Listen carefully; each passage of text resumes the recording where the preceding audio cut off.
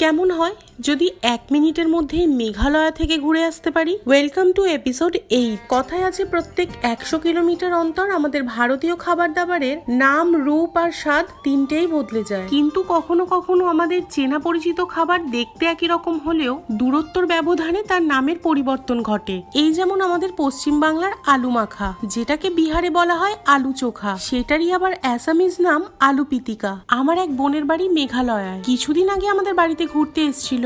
বোনের বিয়ে হয়েছে অনেকদিন, কিন্তু এতদিনে আমার একবারও সৌভাগ্য হয়নি তাদের বাড়ি মেঘালয়া ঘুরতে যাওয়ার। আমার এই দুঃখ দেখে বোন বলল, মন খারাপ করিস না, তোকে মিনিট খানেকের মধ্যেই মেঘালয়া থেকে ঘুরিয়ে নিয়ে আসি। কিন্তু সেটা ট্রাভেল করে নয়, খাবারের মাধ্যমে। আর সত্যি মিনিট খানেকের মধ্যে আয়োজন করে ফেললো পুকলিন বানানোর জন্য। পুকলিন হচ্ছে মেঘালয়ার বিখ্যাত একটি পিঠে। মেঘালয়ার এই পুকলিন, যা আমাদের বিহার আর পশ্চিম বাংলায় গুড় পিঠে নামে প্রচলিত।